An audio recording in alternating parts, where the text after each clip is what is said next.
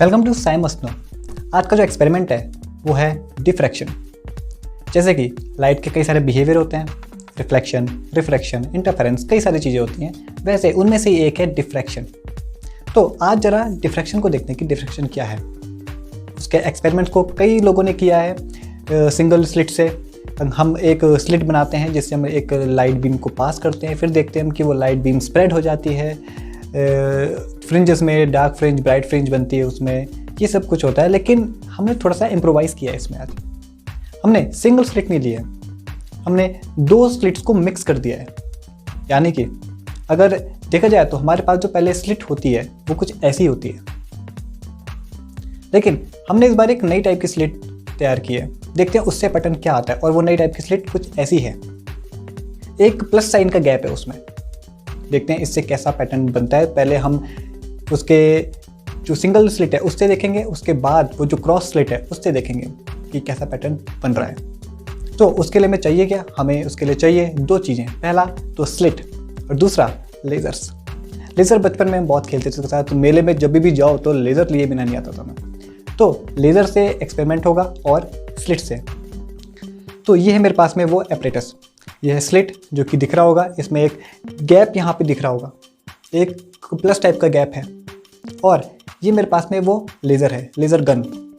तो इसको काफ़ी अच्छा देखने में लग रहा है ये दो, इसीलिए ताकि कहीं बैटरी इश्यूज़ ना हो जाए, कहीं एक लेज़र की बैटरी लो ना हो जाए, फिर बीच में एक्सपेरिमेंट धरा का धरा रह जाता है, इसलिए दो लेज़र।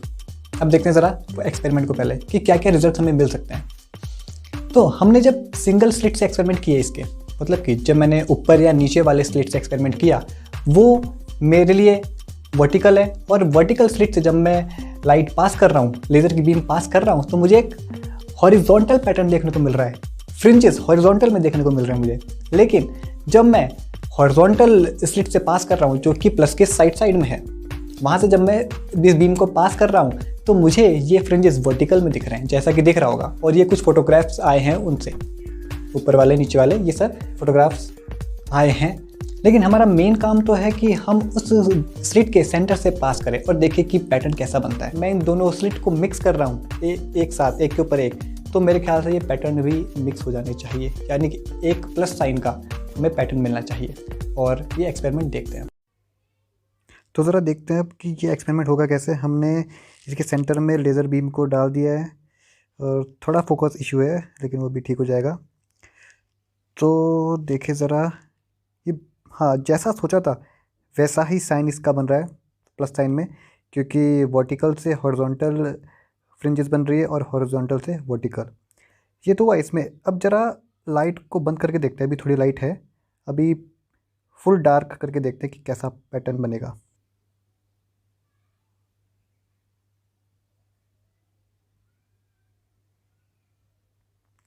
ओह, डार्क में बहुत ज़्यादा अच्छा दिख रहा है ये तो। बहुत ही अच्छा पैटर्न दिख रहा है। हल्का सा डिस्टॉर्शन है साइड में, लेकिन कोई बात नहीं, वो हल्का सा डस्ट वगैरह जा सकता है उसमें। लेकिन जैसा सोचा था वैसा ही पैटर्न हमें देखने को मिल रहा है। और अब जानते हैं कि ये हो कैसे रहा है। तो बहुत ही अच्छा पैटर्न देखने को मिल रहा है यहाँ पे। जैसा सोचा था हमने वैसा ही पैटर्न देखने को मिल रहा है। हमने सोचा था कि जब हम दोनों स्लिट को मिक्स कर देंगे तो एक और मुझे पैटर्न देखने को मिलेगा जिसमें कि पैटर्न मिक्स हुए रहेंगे, जिसमें कि सेंटर जो पार्ट है, जैसे कि दिख रहा होगा यहाँ पे, जो सेंटर पार्ट है वो काफ़ी ज़्यादा ब्राइट है। उसके बाद ऊपर की साइड में धीरे धीरे ब्राइटनेस उसकी कम होती जा रही है, और हॉरिजॉन्टल लेफ्ट और राइट में भी उसकी जो ब्राइटनेस है वो घटती जा रही है। और ये बहुत ही अच्छा पैटर्न देखने को मिल रहा है यहाँ पे, और बहुत ही शार्प पैटर्न यहाँ पे बना है। हल्की सी बीच में डिस्टॉर्शन है उसके, लेकिन वो डिस्टॉर्शन इसलिए भी हो सकता है, क्या पता डस्ट पार्टिकल उस पर जम गया हो, या फिर ब्लेड को माइक्रो लेवल पे देखा जाए तो क्या पता ब्लेड भी खुरदुरा हो अंदर से। तो ऐसा भी हो सकता है, उसकी वजह से भी डिस्टॉर्शन आ सकते हैं, जो लाइट हल्की हल्की रेड साइड में भी दिख रहा है। लेकिन अब ज़रा जानते हैं कि ये हो कैसे रहा है। हमने स्लिट्स से भी देखा, सिंगल स्लिट से उसको एक ऊपर एक रख के क्रॉस स्लिट बना के भी देखा, लेकिन ये हो कैसे रहा है उसके ऊपर ज़रा ध्यान देते हैं। तो सबसे पहले देखते हैं जरा डिफ्रैक्शन क्या है। एक्चुअल में जब कोई भी प्लेन वेव ट्रैवल करता है, प्लेन वेव का मतलब जिनके पीक्स, ये जो भी दिख रहा है ये एक प्लेन वेव है। ये जो लाइन दिख रही है ये एक्चुअल में उसकी पीक्स हैं, और जो जहाँ पे कोई लाइन नहीं है वहाँ पे एक्चुअल में उसका ट्रफ है, जो उसका लोएस्ट पीक होता है। तो अगर ये लाइट चल रही है, लाइट वेव, ये प्लेन वेव अगर चल रही है और इसके बीच में अगर मैं स्लिट रख दूँ कोई, मतलब कि कोई गैप रख दूँ, तो क्या लाइट ऐसे फ्लो होगी? नहीं, मेरे ख्याल से तो नहीं। लाइट कुछ ऐसे फ्लो होगी, कर्व में बेंड हो जाएगी। तो डिफ्रैक्शन का मतलब यही होता है। डिफ्रैक्शन का डेफिनेशन ये है कि लाइट कॉर्नर से बेंड हो जाती है, इसको कहा जाता है डिफ्रैक्शन। और ये जो पैटर्न हमें दिख रहा है इसमें इंटरफेरेंस का बहुत बड़ा हाथ है। तो उसके लिए पहले इंटरफेरेंस को जानते हैं कि ये इंटरफेरेंस क्या चीज़ है। अब इंटरफेरेंस कहाँ से आई? तो इंटरफेरेंस देखते हैं ज़रा। माना मेरे पास में ये दो वेव्स हैं, अगर ये दो वेव्स आमने सामने चल रही हैं तो अब ये दो वेव्स आपस में आके मिलेंगी, सुपरपोजिशन होगा इनका। अगर इनका एक का क्रस्ट दूसरे का क्रस्ट, एक का ट्रफ और दूसरे का ट्रफ मिलता है तो हमारे पास एम्पलीट्यूड बढ़ जाता है। और अगर एक का क्रस्ट दूसरे के ट्रफ से मिलता है और एक का ट्रफ दूसरे के क्रस्ट से मिलता है तो हमें वहाँ पे कुछ नहीं मिलता, क्योंकि जितना ये ऊपर गया उतना इसने नीचे कर दिया, तो वो वैसा ही रहा जैसा ही पहले था, न्यूट्रल, जीरो इफेक्ट। तो वो दोनों को इफेक्ट को कैंसिल कर देता है। तो यानी कि एक में हम कहते हैं कि इसको वो कंस्ट्रक्टिव इंटरफेरेंस हो रहा है, दूसरे में डिस्ट्रक्टिव इंटरफेरेंस हो रहा है। और हमें जब इंटरफेरेंस होता है तो सिर्फ पीक्स दिखाई देती है, हमें सिर्फ रिजल्टेंट दिखाई देता है, जो वेव जा रही है वो नहीं दिखाई देता है। तो अब इंटरफेरेंस का काम क्या है इसमें? अब देखा जाए तो अकॉर्डिंग टू हाइगन्स प्रिंसिपल, उन्होंने ये कहा कि हर एक वेव फ्रंट में इन्फिनाइट सोर्सेज होते हैं, सेकेंडरी सोर्सेज, जिससे कि लाइट निकलती है और वो हर डायरेक्शन में जाती है। तो अगर इन्फिनाइट सोर्सेज हैं तो उससे स्फेरिकल वेव्स निकलती हैं। अगर मैं वहाँ पे कितने भी सोर्सेज मान सकता हूँ, तो मैंने मान लिया कि ये सोर्सेज है मेरे पास में, इससे जो स्फेरिकल वेव्स निकल रही हैं ये हर सेकेंडरी वेव आपस में इंटरफेयर कर रही है।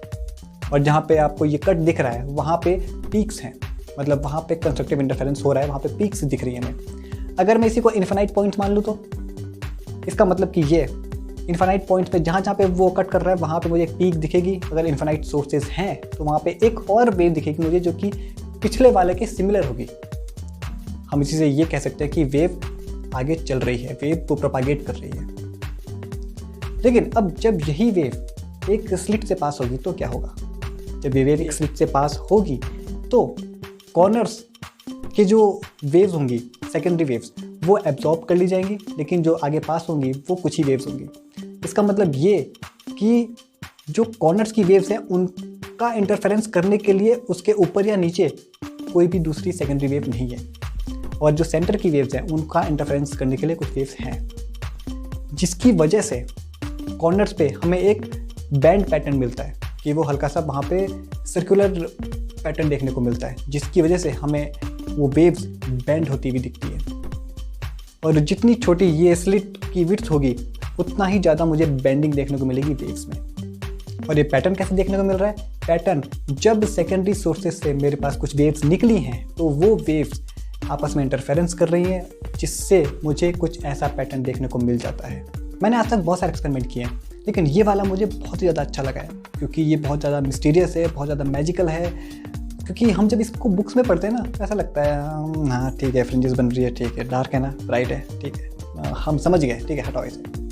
लेकिन जब इसे प्रैक्टिकली करते हैं हम तो ये बहुत ही ज़्यादा मज़ा आता है ये करने में, क्योंकि एक सिंगल बीम का ऐसे पैटर्न में टूट जाना खुद में बहुत ज़्यादा जादुई लगता है, बहुत ज़्यादा मैजिकल टाइप का लगता है ये। तो ऐसे ही घर में एक्सपेरिमेंट करते रहिए। बाकी वीडियो देखने के लिए मेरे साथ में जुड़े रहिए, और शेयर, सब्सक्राइब, लाइक ये सब तो कर ही दोगे, क्योंकि ना तो इसमें पैसा लग रहा है आपका, ना इसमें मेहनत लग रही है, तो ये कर देना। तो दोबारा मिलते हैं नेक्स्ट वीडियो में। Thanks for watching.